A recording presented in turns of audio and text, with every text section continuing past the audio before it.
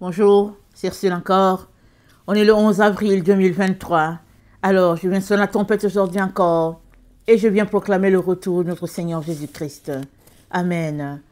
Alors, hier, j'ai apporté une vidéo sur le sceptre de la méchanceté qui ne restera pas sur le lot des justes. Amen. Pourquoi? Parce que un jour, le méchant ne sera plus. Il ne sera plus. Mais, pour le moment, le méchant pose des actions pour faire de la peine à l'enfant de Dieu. Il pose des actions pour entraîner le juste loin de Dieu. Mais il arrive toujours que dans la vie, il arrive qu'il y a une séparation qui se passe. Si on regarde le cas de le riche et puis Lazare, le riche il a posé des actions vraiment de méchanceté envers Lazare. Mais un jour est venu que Lazare n'était plus là. Et l'âme de Lazare s'est retrouvée dans le sein d'Abraham. Lazare a été séparé du méchant. Et le méchant, qui était cet homme riche-là, ne pouvait plus exercer rien sur Lazare. Lazare n'était plus là. Alors, c'est en ce sens-là que Dieu dit que le sceptre de la méchanceté ne restera pas sur le lot des justes. Parce qu'il a un plan. Dieu a un plan pour mettre le juste à l'abri. Mais avant que ce plan se manifeste pour tout un chacun, la méchanceté est là comme un outil qui sert de séparation. Alors si on regarde bien, c'est dit, le sceptre de la méchanceté ne restera pas sur le lot des justes, afin que le juste ne tende pas le cœur ou la main vers l'iniquité. C'est un sceptre. C'est comme une autorité. C'est comme un bâton qui est là, qui pèse sur tous ceux-là qui ne veulent pas aller dans les voies des ténèbres, ou bien sur les voies des ténèbres. Mais Dieu dit, ça ne restera pas toujours. Il vient un jour où l'être humain prend le dessus sur la méchanceté. Mais comment? Ce n'est pas en devenant méchant, c'est en faisant le contraire. Et c'est là le défi de tout enfant de Dieu. Parce que il n'y a pas un endroit sur la terre où il n'y a pas de méchanceté.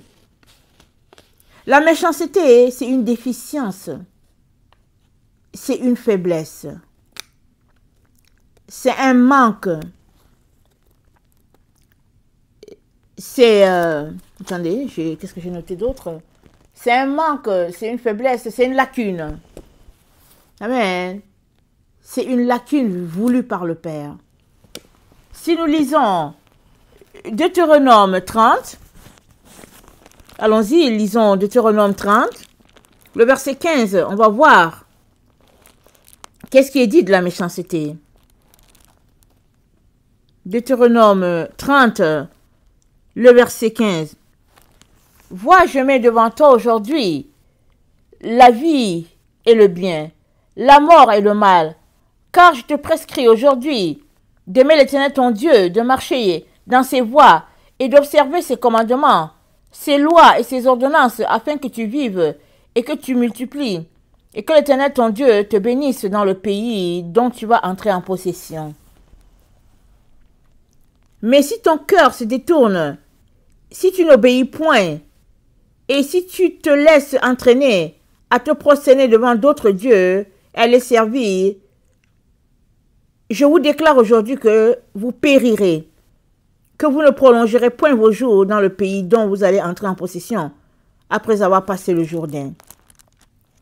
Amen. Et puis, dans Deutéronome 15,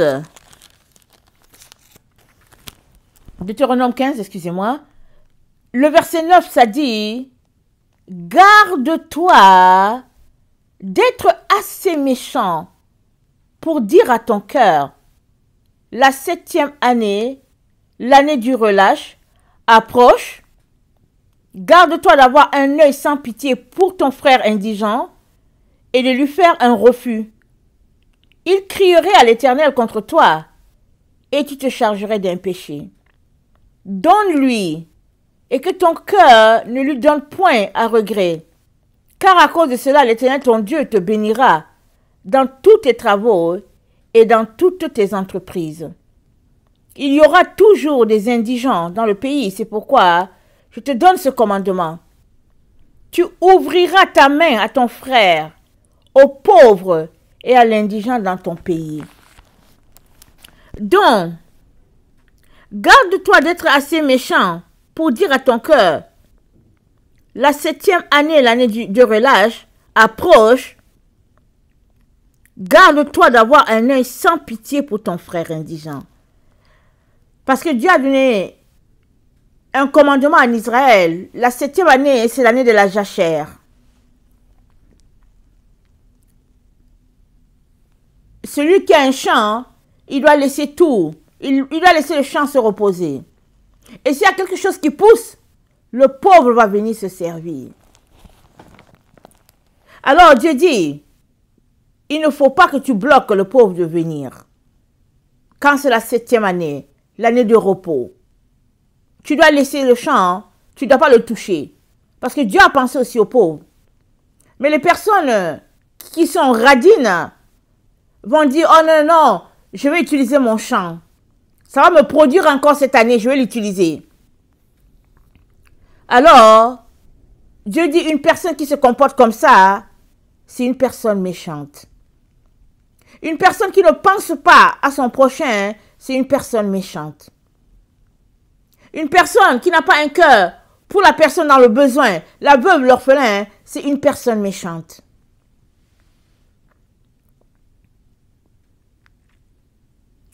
Et Dieu dit, garde-toi. Il te dit, garde-toi. Ça veut dire que toi et moi avons une action à poser pour être méchant ou bien pour ne pas être méchant. Ça dépend de nous. Il a dit, j'ai mis devant toi le bien et le mal, la vie et la mort. Choisis la vie, choisis le bien. Le choix est de notre côté. Nous sommes appelés à choisir. Mais si nous choisissons ce qui est mal, alors on ne va accuser personne. La responsabilité nous incombe d'aller dans le sens de Dieu ou bien de ne pas aller dans ce sens-là. Et si nous allons dans le sens de Dieu, nous sommes en train d'honorer Dieu, en train de craindre Dieu, en train de poser des actions pour lui rendre grâce. Nous sommes en train de considérer qu'il a un poids sur notre vie. Dans la vie, tu sers celui que tu crains. Si tu crains quelqu'un, tu vas le servir. Si tu ne le crains pas aussi, tu méprises, tu vas mépriser ses lois. C'est très important de nous arrêter et de réfléchir. Si nous craignons quelqu'un, tout ce qu'il dit, on va obéir. Si on obéit juste à moitié ou partiellement, c'est qu'on ne craint pas quelqu'un. Si on justifie nos actes, c'est qu'on ne craint pas quelqu'un. Ces derniers temps, le Seigneur est en train de faire un travail dans mon cœur par rapport à ça. Et je lui rends grâce. Parce que souvent, on pense qu'on est au-dessus de la situation. Mais il suffit juste que Dieu envoie un test dans notre direction et on tombe dedans. Et c'est une affaire de choix, c'est une affaire de décision. C'est une affaire de dire à Dieu, voici ma faiblesse, je ne sais pas comment je vais faire. Et moi, ce temps-ci, je suis là-dedans. Je suis là en train de dire, Seigneur, ça va pas. Seigneur, ça va pas. Aide-moi. Mais c'est la bonté de Dieu. Amen. C'est la bonté de Dieu de te donner, de voir tes points de faiblesse. C'est la bonté de Dieu. Parce que si tu ne vois pas tes points de faiblesse, ben tu vas tomber dans le piège. Mais s'il te permet de voir, c'est que tu puisses éviter les trous ou bien les pièges, voilà. Alors, peut-on guérir de cela? Amen. Peut-on guérir de la méchanceté? Avec Dieu, tout est possible. Il n'y a rien d'impossible avec Dieu. C'est le Dieu des miracles. Et c'est lui qui a placé le bien et le mal, la vie et la mort. Donc, si tu te rends compte que tu es en train de marcher sur la voie du mal et que tu cries à lui, il va t'aider à marcher sur la voie du bien. Il va t'aider. Alors,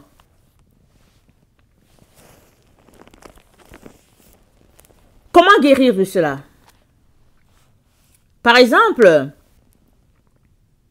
si tu veux marcher loin de la méchanceté, il suffit de poser des actions qui sont le contraire de la méchanceté.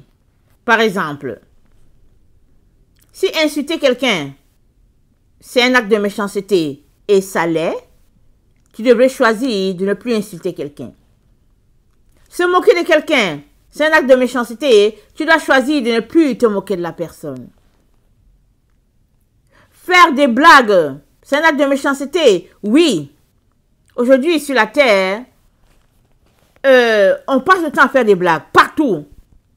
Les gens font des comédies, les gens rient, et souvent même la comédie est déborde, ils prennent des versets bibliques, ils font la comédie avec les versets bibliques, et puis ils font des scènes comme s'ils étaient à l'église, et les gens payent pour aller écouter ces gens-là. On n'a plus de respect pour Dieu, on n'a plus de respect pour ce qui est sacré.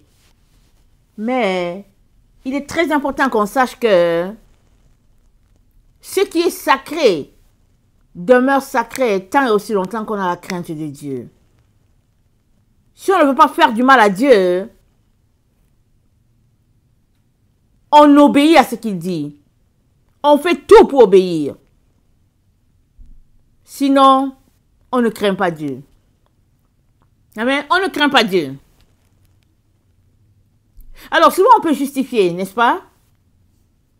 Alors, moi, ces derniers temps, je me suis retrouvée dans une situation un peu compliquée. Et puis, j'étais en train de justifier. Je justifie les choses.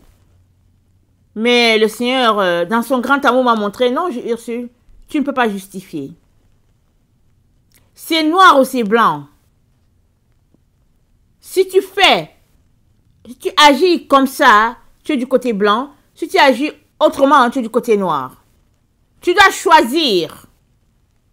Tu ne peux pas justifier tes actions.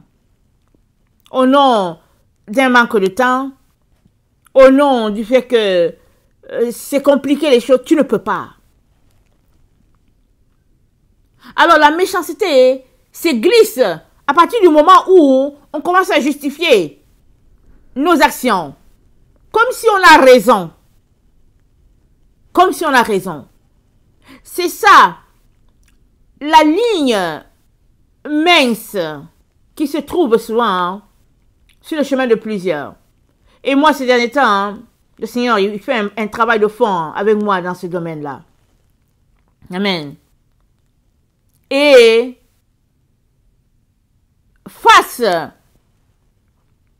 ma faiblesse, je regarde, je dis, ah, ok, Seigneur, je ne savais pas. Seigneur, c'est grave. Seigneur, c'est grave. Viens à mon secours. Viens à mon secours, Seigneur. Il faut que ce soit arrangé le plus rapidement. Mais avant d'avoir eu ce constat,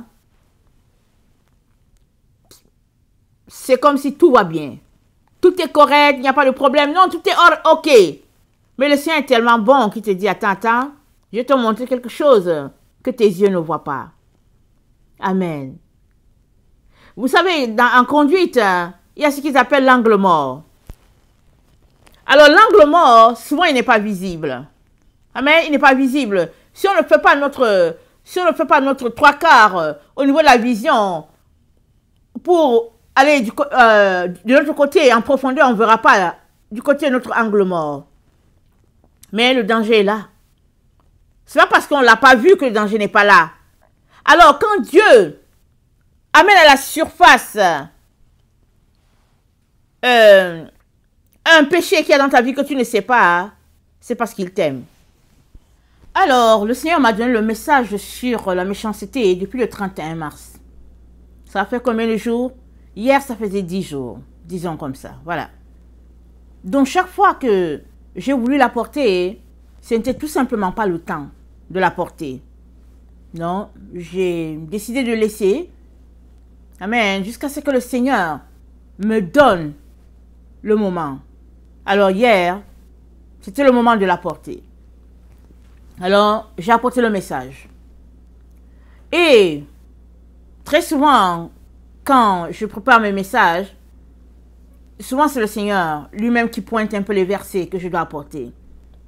Alors hier, j'étais en train d'enseigner sur Jacques, amen, Jacques 3, le verset 16. Car là où il y a un zèle amer, un esprit de dispute, il y a du désordre et toutes sortes de mauvaises actions. Alors je lis le verset, mais c'est comme, bang, je le ressens en pleine face là. Je me dis, qu'est-ce qui se passe? Et je lis encore, mais vous voyez, je suis en train d'enseigner là, je suis en plein dans ma vidéo là. Et en même temps que je suis en train d'enseigner, en même temps le Seigneur me connecte à une situation dans ma relation avec lui. Amen. Une situation à laquelle tu ne t'attends pas là, tu ne t'attends pas du tout à une telle situation. Amen. Surtout, tu es en train d'apporter un enseignement et le Seigneur m'envoie une image rapidement. C'est-à-dire, vous savez, avec le Seigneur, ça se fait en quelques secondes, n'est-ce pas? Il m'envoie une image et je suis tout de suite mal. Très, très mal. Très mal, très mal, très mal. Mais je dois finir mon enseignement. Soit j'ai arrêté, soit je continue, n'est-ce pas? Alors, j'ai fini mon enseignement. Dieu merci.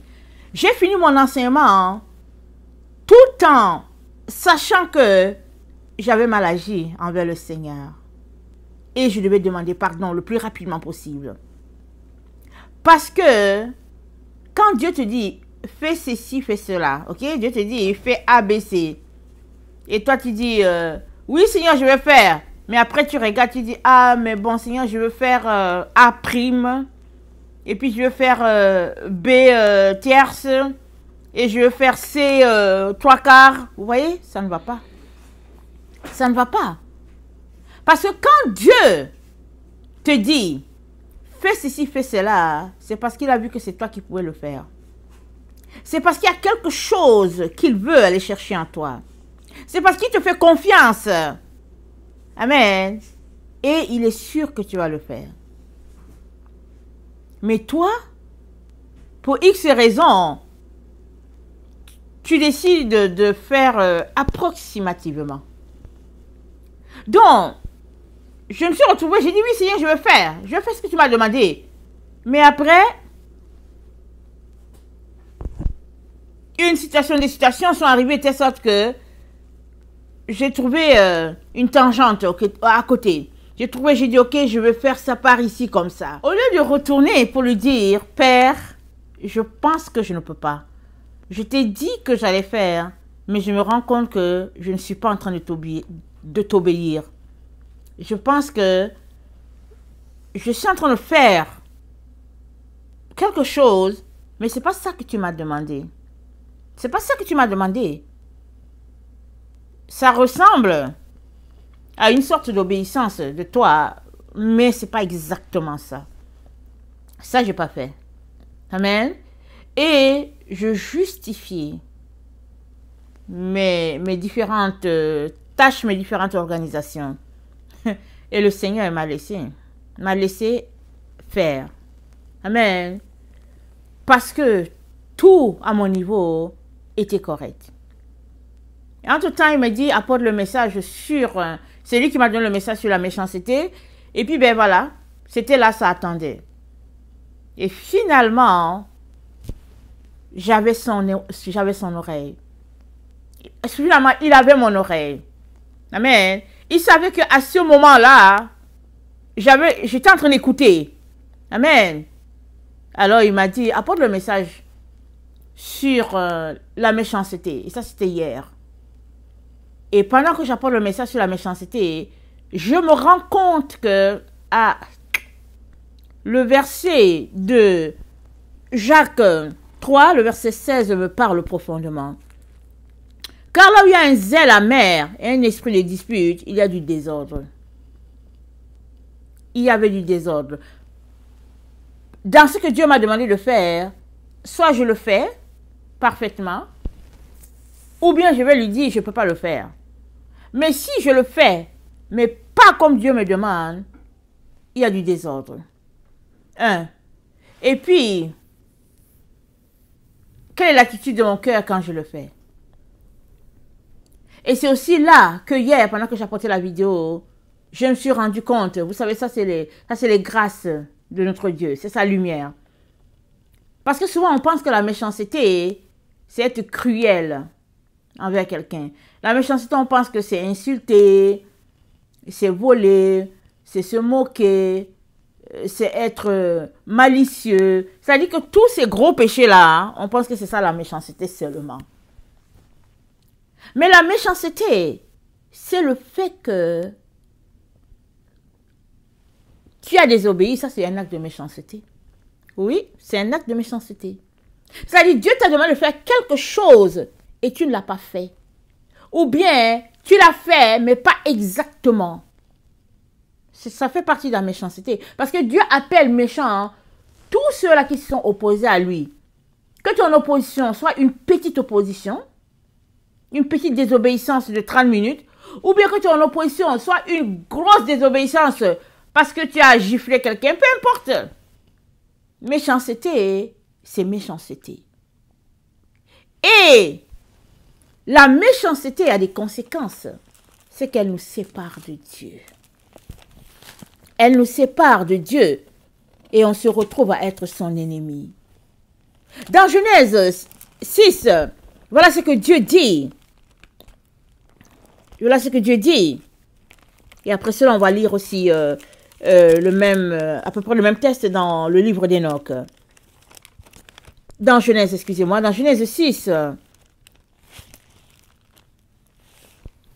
Lorsque les hommes eurent commencé à se multiplier sur la face de la terre, et que les filles leur furent nées, les fils de Dieu virent que les filles des hommes étaient belles, et ils en prirent pour femmes parmi toutes celles qu'ils choisirent. Alors l'Éternel dit, mon esprit ne restera pas à toujours dans l'homme, car l'homme n'est que chair, et ses jours seront de 120 ans.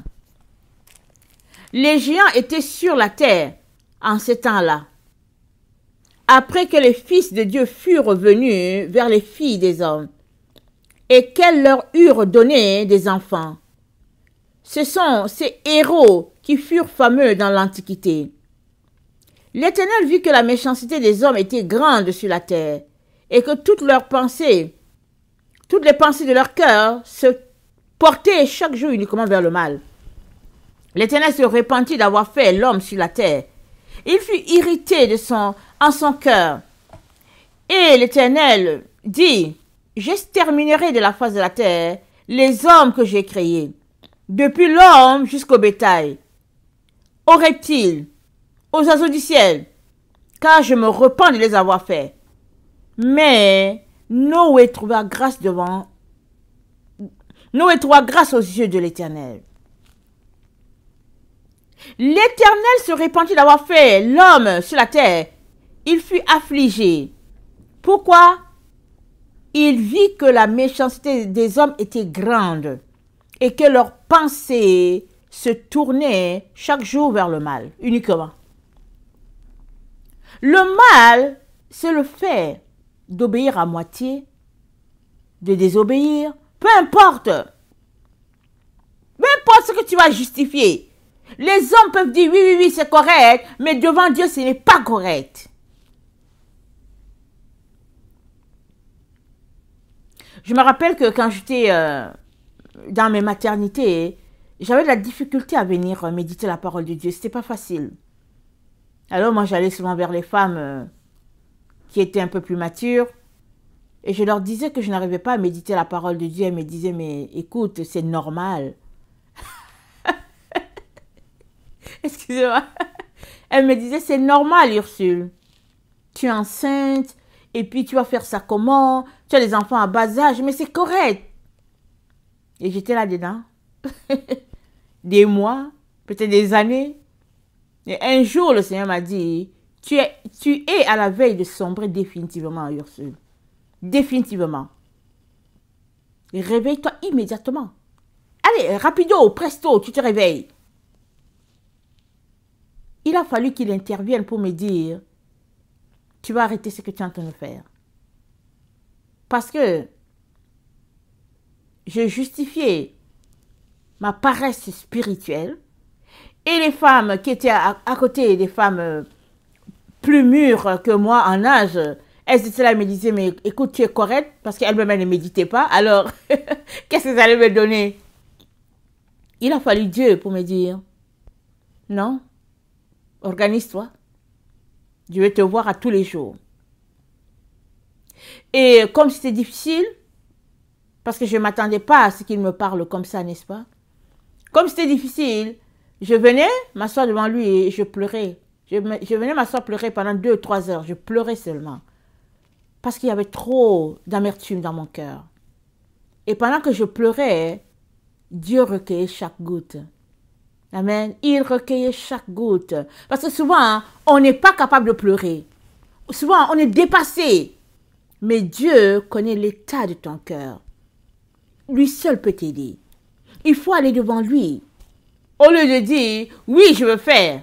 Et ne pas le faire.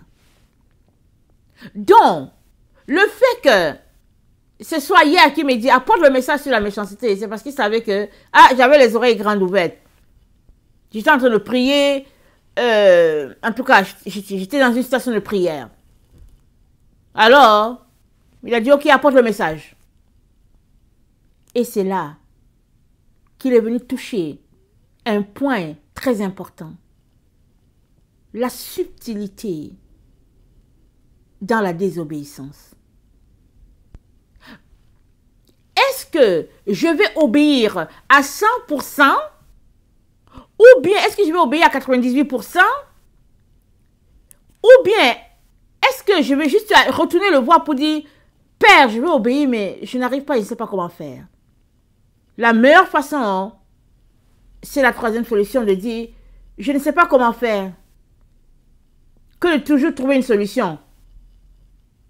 Quand on est souvent habitué à trouver une solution, on se dit qu'on peut aussi le faire, même quand c'est Dieu qui nous parle.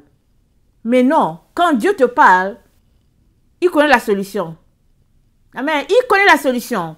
N'essaye pas de trouver la solution à ce qu'il t'a dit. Fais ce qu'il t'a dit ou bien retourne le voir pour dire moi je n'arrive pas à faire. Il dit j'ai vite parlé, je n'arrive pas à faire. C'est mieux. Amen, c'est mieux. Alors, dans le livre d'Enoch, amen, voilà comment nous sommes informés d'où est venue la méchanceté. Alors, c'est Enoch 11. Mais la terre a été souillée par les enseignements d'impurs d'Azaziel. Aussi est-ce lui qui doit être responsable de tous les crimes.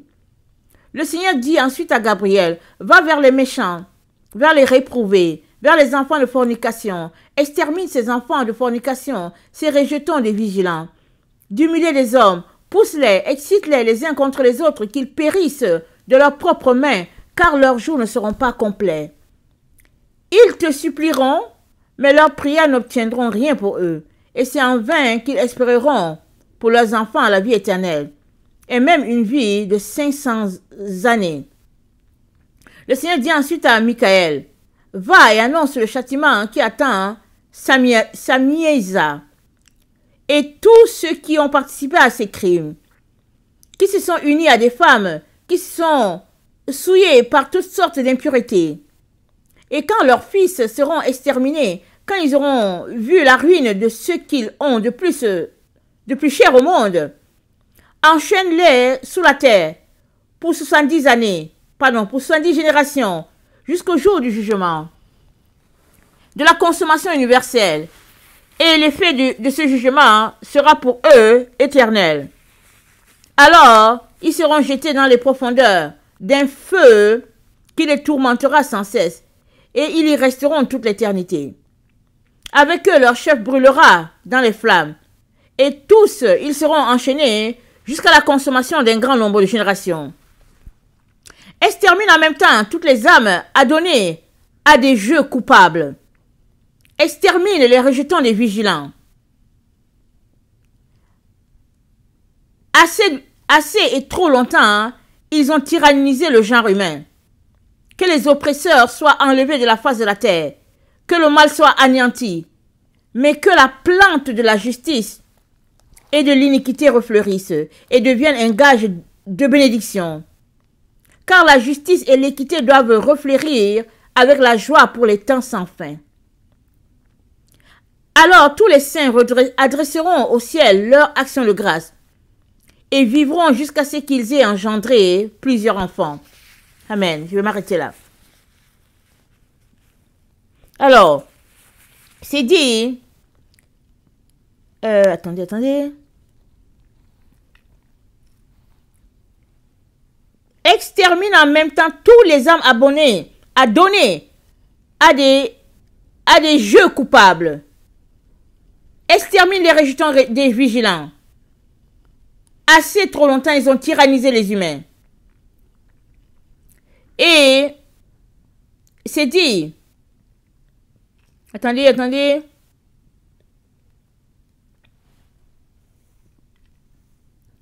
Annonce le châtiment qui attend Samiéza et tous ceux-là qui ont participé au crime, qui ont répandu la méchanceté, qui ont souillé la terre. Donc, la méchanceté, ce n'est pas seulement le fait, par exemple, d'insulter quelqu'un, de frapper quelqu'un, de tuer quelqu'un. Non, le simple fait d'être désobéissant ou bien de ne pas obéir complètement ou totalement jusqu'au bout, c'est de la méchanceté. Parce que on décide de notre vie. Alors que Dieu veut décider. Il sait pourquoi il te dit va dans la direction B ou bien va dans la direction C. Amen. Il sait pourquoi. Alors, c'est un examen de conscience de chacun. Es-tu de ceux-là qui obéissent à Dieu totalement? Ou bien es-tu de ceux-là qui trouvent une alternative quand ça ne t'arrange pas? Es-tu de ceux-là? Si je prends mon cas, tout était bien. Jusqu'à ce que je me mette à apporter mon enseignement et puis j'ai dit, c'est l'esprit qui m'a aidé. Qui m'a montré que non, c'est pas correct. C'est pas correct. Ça parle de racines amères. Alors, il fallait que j'aille demander pardon à Dieu. Amen. Et pardon à toute personne impliquée dans cette situation. Parce que ça cause des délais dans le monde spirituel. Ça bloque l'œuvre de Dieu. Ça envoie les ténèbres. Amen. Et si tu obéis à 95%, le 5% pour lequel tu n'obéis pas, tu donnes ça à qui? Amen. C'est à qui que tu donnes les 5% pour lesquels tu n'obéis pas? Parce que tu dois être un enfant pour ton père. un enfant jusqu'au bout. Amen. Alors, Dieu qui est si bon, qui est si gracieux, n'est-ce pas? Une fois de plus, il m'a pardonné. Amen. Mais il m'a donné de voir une autre dimension. Parce que souvent, on s'est dit que on n'est pas méchant. En tout cas, non, moi, je ne suis pas méchante. Je ne suis pas une femme méchante. Parce que bon, je n'insulte pas, je ne tue pas, je ne suis pas gourmande. Vous voyez? Mais le Seigneur m'a montré bien que, oui, j'ai usé de méchanceté envers lui, Dieu. Il m'a dit de faire quelque chose et moi, je l'ai fait à ma manière. Et je savais que ce que je faisais, ce n'était pas la manière de Dieu, mais je justifiais pourquoi je faisais ça comme ça. Mais ce n'est pas ça que Dieu m'a demandé. Amen. Dieu ne m'a pas demandé ça. Et quand j'ai dit à Dieu que j'allais le faire, je savais très bien ce qu'il m'avait demandé. Alors, qu'est-ce qui s'est passé entre ce qu'il m'a demandé, le jour qu'il m'a demandé et l'action que j'ai posée? Qu'est-ce qui s'est passé? Il s'est passé une désobéissance, une rébellion dans mon cœur. Même si pour moi, ce n'était pas la rébellion, il s'est passé une rébellion. Et l'enfant de Dieu doit courir immédiatement pour régler cette situation-là. Amen. Et appeler Dieu au secours. Et c'est là que je suis. C'est là que je suis. Souvent, quand on est dans une situation comme ça, on se dit, ah Seigneur, ah non, oh. Seigneur, non. Alors, hier, quand je faisais ma vidéo, ah, j'étais tellement mal. Et puis finalement, j'ai passé la nuit, amen, avec lui, avec le Seigneur, et puis bon. Mais toujours est-il que ça m'a donné d'aller plus loin, d'avoir une vision plus large sur ce qu'est la méchanceté. Si bien que je peux apporter mon enseignement là, amen. Je bénis le Seigneur, j'apporte mon enseignement, je sais que ça va bénéficier aussi à beaucoup de personnes. Mais souvent, le Seigneur nous fait passer par des situations pour nous montrer notre cœur. Parce que la Bible dit, le cœur est rempli de déception. Qui peut le connaître? Qui peut connaître son cœur? Il n'y a que Dieu qui peut t'exposer ton cœur. Parce que souvent, tu ne connais pas ton cœur. Tu penses que tu es comme ci, tu es comme ça. Tu te donnes des points. J'ai 95%. Tu te dis, Dieu dit, attends, je vais te montrer ton cœur. Quand il finit de te montrer ton cœur, tu dis, Seigneur, j'ai 65. De 95%, hein, tu tombes à 65, tu dis, Seigneur, j'ai 65%. Voilà comment Dieu peut venir travailler pour enlever les 30% que tu as perdus de manière à t'amener à 100%. Amen. Très, très important. Alors, chaque jour, nous sommes appelés à travailler. Amen. Dans notre cœur. Pour ôter les ténèbres de notre cœur. Jésus-Christ a dit aux pharisiens, ce n'est pas ce qui entre dans la bouche qui souille l'homme. C'est ce qui sort de l'homme qui le souille. Allons-y, regardez dans Matthieu. Matthieu 15, le verset 12. Alors ses disciples s'approchèrent et lui dirent, sais-tu que les pharisiens ont été scandalisés des paroles qu'ils ont entendues? Il répondit, toute plante que n'a pas planté mon Père céleste sera déracinée. Laissez-les. Ce sont des aveugles qui conduisent des aveugles. Si un aveugle conduit un aveugle, ils tomberont tous deux dans la fosse. Pierre, prenant la parole, lui dit, explique-nous cette parole. Et Jésus dit, vous aussi, êtes-vous encore sans intelligence? Ne comprenez-vous pas que tout ce qui entre dans la bouche va dans le ventre, puis est jeté dans les lieux secrets? Mais ce qui sort de la bouche vient du cœur, et c'est ce qui souille l'homme. Car c'est du cœur que viennent les mauvaises pensées, les meurtres, les adultères, les impudicités, les vols, les faux témoignages, les calomnies. Voilà les choses qui souillent l'homme. Mais manger sans s'être lavé les mains, cela ne souille pas l'homme. Ce qui souille l'homme, c'est ce qui vient du cœur.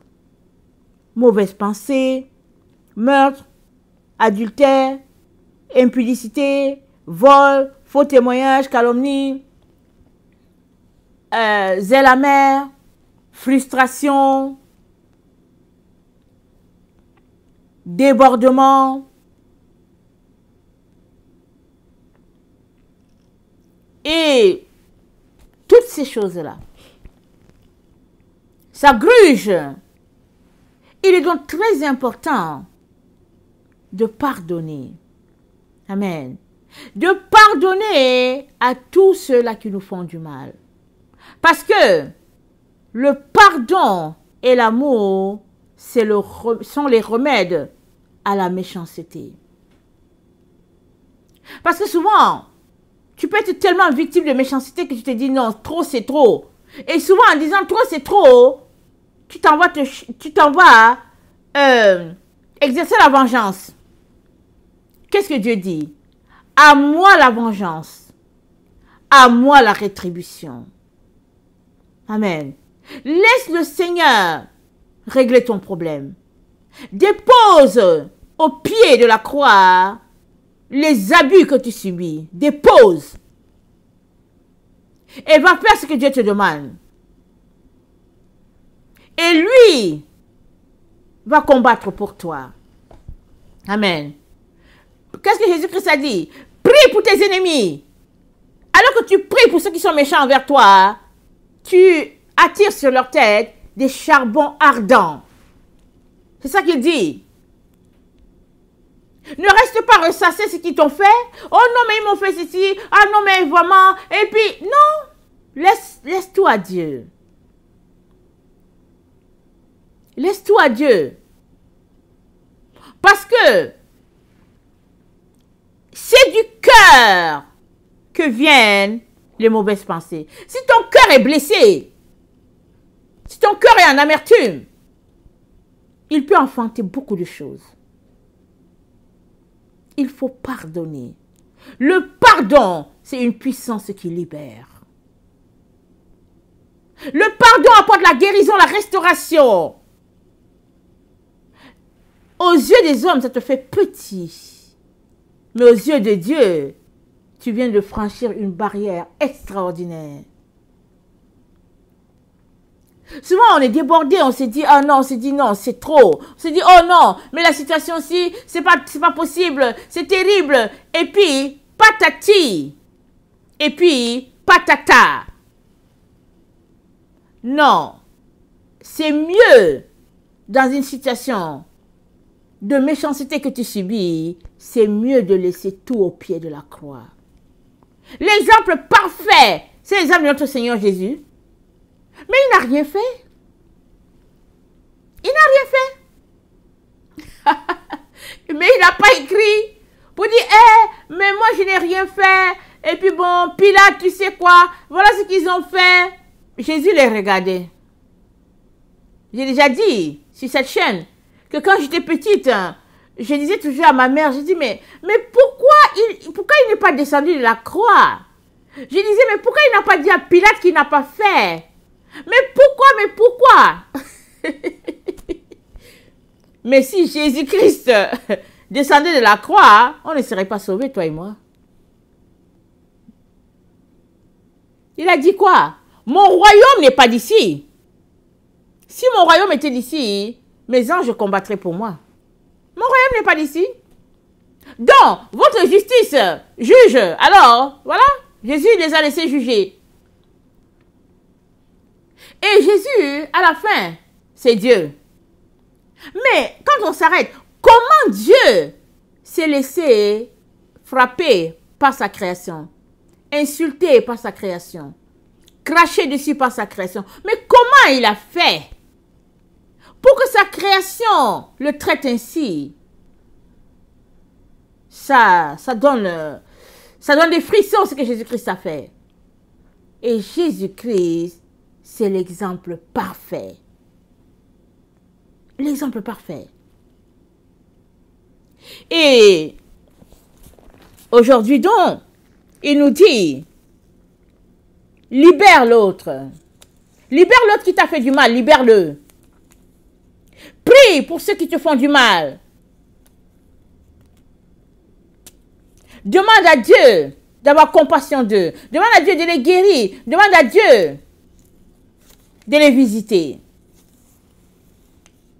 Mais ne fais pas comme eux. Si tu as insulté, ne les insulte pas en retour. Jésus-Christ a dit, si tu te demandes de faire 1 000, vas-y faire un autre 1000 avec lui. Il dit, si on prend ta tuque, donne encore ton manteau. Question de dire, laisse-les. Laisse-les. Et Dieu, le juste juge, il te fera justice. Il te guérira. Il te restaurera. Il fera poindre ton soleil en plein jour. Il n'y a que lui qui pourra faire cela. Mais tant aussi longtemps que tu as cette plaie dans le cœur, tu n'es pas en train de laisser Dieu faire accomplir ta justice. Tu es en train de vouloir utiliser ou bien exercer la justice toi-même. Alors, Proverbe 4, je vais terminer avec ça. Proverbe 4, le verset 20. Mon fils, sois attentif à mes discours, à mes paroles. Prête l'oreille à mes discours. Qu'il ne s'éloigne pas de tes yeux. Garde-les dans le fond de ton cœur, car c'est la vie pour ceux qui les trouvent. C'est la santé pour tout leur corps. Garde ton cœur plus que toute autre chose, car de lui viennent les sources de la vie.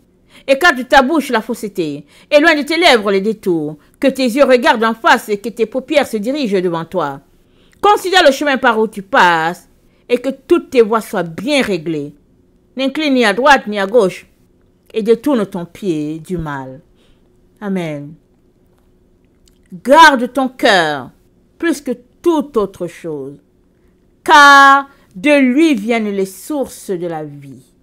Garde l'endroit où viennent les sources. Garde l'origine, la base. Garde ça. Parce que si cet endroit est souillé, tout ton être sera souillé. Toute la racine d'amertume va monter jusqu'au niveau de ta tête. Il dit, garde cet endroit-là pur. Et cet endroit, c'est où? C'est ton cœur. Que le Seigneur nous donne de venir devant lui, de passer des heures pour que Dieu guérisse notre cœur. La guérison, elle est auprès de Dieu. Et Dieu, il guérit émotionnellement. Il guérit physiquement. Il guérit psychiquement. Au niveau du psychique, il guérit. Il faut venir. Il faut venir là, devant lui. Seigneur éternel, je vais te dire merci. Je vais te rendre grâce, je vais te bénir, je vais te louer, je vais te célébrer, Seigneur. Parce que tu es bon, tu es merveilleux. Je vais prier pour tous ceux-là qui vont écouter ce message, qui ont peut-être des problèmes, ou qui ont traversé des difficultés comme par lesquelles je suis passé, ou peu importe le type, Seigneur, de situation qui fait que, Seigneur, ils veulent se justifier. Ils veulent régler leurs problèmes eux-mêmes.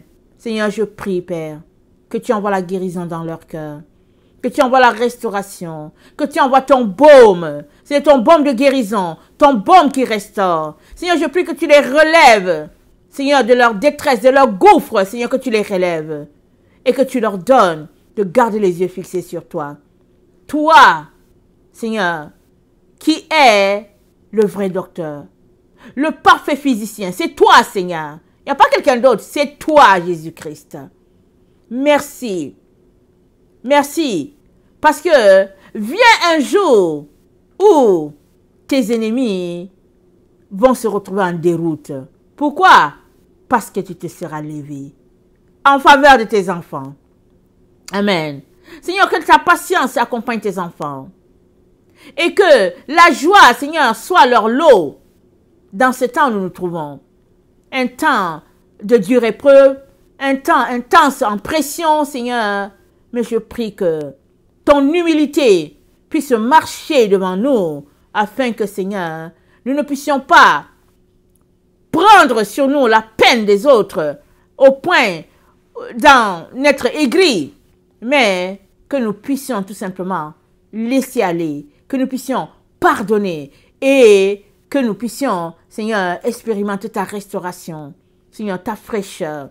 Amen. Que ton nom soit béni, que ton nom soit élevé, Seigneur, pour tout ce que tu es en train de faire, pour, Seigneur, la guérison que tu es en train d'apporter, pour le réveil, Seigneur, que tu es en train, Seigneur, d'établir dans le cœur de tes enfants, Seigneur, pour les écailles qui sont en train de tomber, afin que tes enfants puissent regarder à travers ton collier à toi. Merci, Seigneur, parce que tu es bon, parce que tu es merveilleux. Merci, parce que la méchanceté ne restera pas sur le lot des justes. Amen. Afin que les justes ne tournent pas leur cœur vers l'iniquité. Merci, Seigneur, parce que tu as pourvu. Que ton nom soit béni au nom puissant de Jésus. Amen et amen.